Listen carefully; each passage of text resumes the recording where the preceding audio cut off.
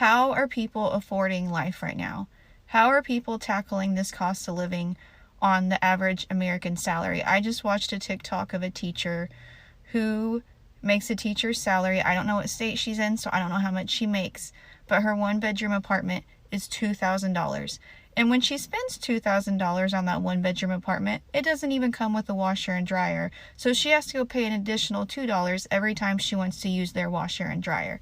Okay, like, how does that leave her any extra money to spend? And then she said she had a $400 car payment, which some people were bashing her on that. But in today's economy with interest rates, that's really not that bad. And I'm sure she needs a dependable car.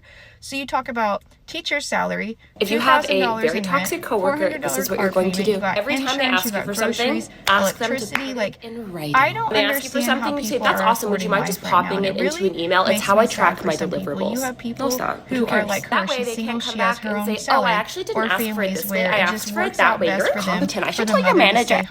And if the father is just making an average American salary, how are they affording life without going in a bunch of debt? This lady who's a teacher started crying because she said she realizes on her salary and where she lives, she will actually end up in more debt. Then, like, she will just continue to accrue more debt and more debt and more debt because her salary is not matching the cost of living. And what's sad is I've seen people be like, just spend less. Listen, guys, the cost of living is rising and our salaries are stagnant, okay? So there's not just spend less. That's not the problem here. The problem is the cost of living is outrageous, and minimum wage in some states is still $7.25. Teachers in some states are still paid a ridiculously low salary, even though their job is super important. I don't know what we can do about this, but I'm just going on a rant because it really, really pisses me off. This is why I feel like the cost of living has never been as bad as it is right now. Because it used to be when the cost of living was high, it was for the things that you need in life. Food, gas, shelter, etc. All those things cost a lot of money. Right now, all of those things still cost a lot of money. And also, I feel like it's just expensive to just be alive. Like, I feel like my life as soon as I wake up is literally just me putting down a credit card. And it's just a tab. And life is a bartender. And it's just like, what are you going to have? And I'm just like, I'm okay. I don't really need anything today. And it's just like, oh, really? Well, if you're going to be here, you're going to need to spend money. And I'm just like, what do you mean here? I'm just in the world. And it's just like, yeah, you have to buy something now. It's even getting to the point where, like, I feel like even my thoughts are getting expensive, you know? Like I could just have the thought of like, my nose is a little stuffy. And then all of a sudden, I open up my phone 10 minutes later and have 12 ads for like, oh, you have a pollen allergy and you got to buy these anti-pollen allergy pills or you're going to suffocate in your sleep. Sleep is the only place I still feel kind of safe. But even there, it's like I could have sleep problems for one night and then I wake up feeling kind of groggy and all of a sudden I'm getting targeted ads for melatonin gummies. It's like all of our necessities are still expensive, and then also just every increment of our life costs something. When the hell did we let the cost of living and all these extra expenses coming in get so fucking out of control? Every fortnight I go to the supermarket, I spend at least $30 to $50 more than I did the fortnight before. That's every single fortnight. It's changing and adjusting that much and that quickly that it is each fortnight I'm noticing an increase every single time I go to the supermarket. And what I don't understand is how the hell all of this managed to happen right before our very eyes without us really even noticing. To add to that, we also are having changes with our vehicle registrations. All those costs are going to be going up. And on top of that, petrol engines are going to have to now pay for road user charges, which was actually in New Zealand, that was only for diesel engines. What I don't understand is that petrol engines actually pay more in petrol costs anyway. Diesel was cheaper, so why the fuck are we having to pay for road user charges as well now? Like, is this to just try and make cars obsolete or something? Honestly, it's a fucking nightmare. So where the hell does all this money come from to cover these costs? We all know that pay increases are not exactly something that's happening very frequently at the moment, with a lot of companies struggling to even keep their employees employed. So you could get a pay increase of $1 an hour, but that only gives you sweet fuck all pretty much after tax comes out of that. You'd be lucky, depending on your hourly rate originally, and what you go up to, you'd be lucky if you're left with maybe $20 after tax comes out of that. And what does $20 cover? Fucking nothing. And then you're working what feels like 150 million hours a week just to be able to pay your bills. It's like, are you fucking serious? And to be able to eat. But there is ways that you can make money online, and it is legit, and you can actually help yourself and support your family to be able to bring in a second income or third income if you need it. As another creator, Jodes, who is absolutely amazing, and I watch her content all the time, and she is one of the coolest people in this space. I'm going to quote her, she says, "We're not in it for Gucci, we're in it to put food on the table." And boy, could she not be any more right. So if you want to know some ways that you could bring in an extra income to cover all of these shitty rising costs that we're all getting so sick of, then flick me a DM, because I'm happy to have a chat with you and talk to you about what your options are. Hey friends, welcome back to the channel. Thank you so much for clicking in. So in today's video, we'll be talking about the topic that affects millions of the people across the world, the cost of living crisis. So if you find this video useful, guys, kindly subscribe to the channel and turn on the notification bell.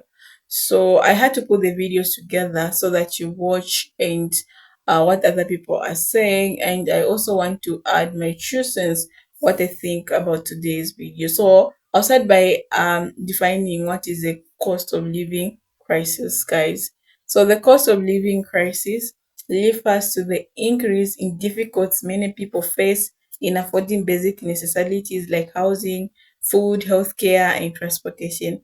Over the past few years, this issue has become more pronounced, impacting a wide range of people in economic groups. But what causing this crisis? So let's break down. So friends, several factors are contributing to the rising cost of living. Inflation is major player, has erodes the purchasing power of money. Another thing is wages has not kept pace with inflation, leading to real income decline for many workers.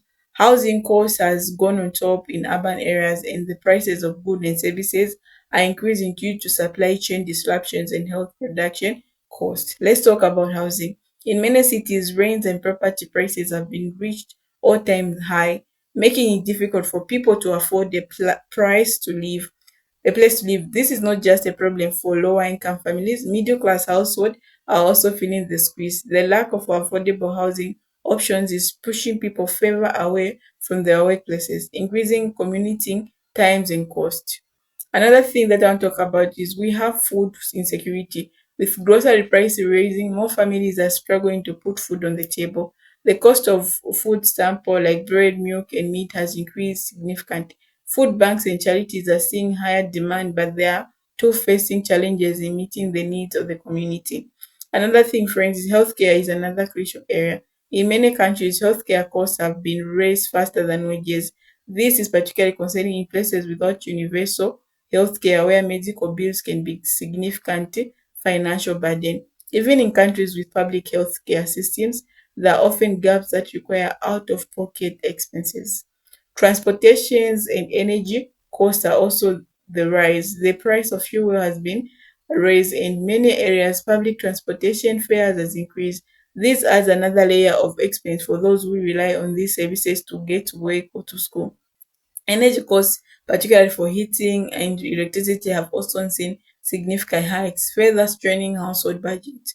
All these financial pressure are having a serious impact on mental health. The stress of not being able to make ends meet can lead to anxiety, depression, and other mental health issues. This creates a various cycle as mental health problems can affect a person's ability to work and earn income, exhibiting financial difficulties. So, what can be done to address this crisis? So, solutions will require coordinated effort from government, businesses, and communities. Policies to increase affordable housing, raise the minimum wage, and provide better social safety nets and insertion. Additionally, support for mental health services and financial education can help people manage their resources more effectively. The cost of living crisis is a complex and multifaceted issue, but understanding the factor at play and advocating for meaningful changes, we can work towards a more equitable future. So this is what I'm saying, guys.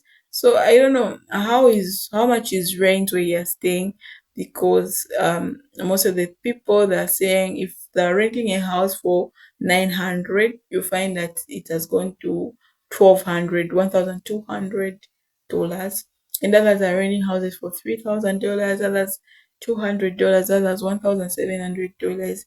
So it's not even adding up. A lot of people that are struggling, and others are ending up like sleeping in cars. Okay, they've quitted their apartment. They said I'll be just sleeping from cars, which is, I don't know, it's not easy.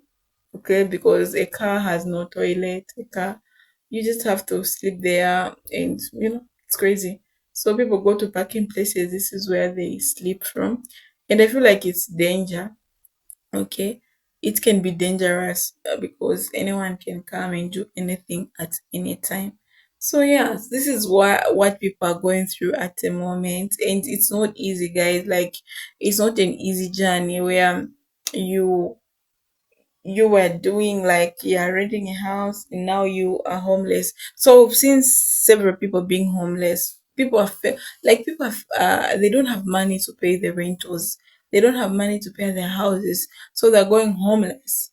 Okay, so I think at the moment where we are not even safe because people don't have what to eat. The groceries have risen up. People don't have what to where to stay, and people also, they don't have fuel. Okay, they don't have petrol for their cars, so it's really going crazy, guys. They don't have gas. It's crazy because of all these things. So I don't know where we're going, but let's hope it's gonna change and people will do better. So let's hope the government is going to work with the people and everything is gonna be fine. So it's not easy and it can't just happen in one day, but they just have to do it. Okay, because people are not safe. It's not safe. People are going hungry, people are sleeping in the streets. So it's not an easy journey. So guys, I just want to say thank you so much for watching. Leave your comment in the comment section. Let's discuss in the comment section.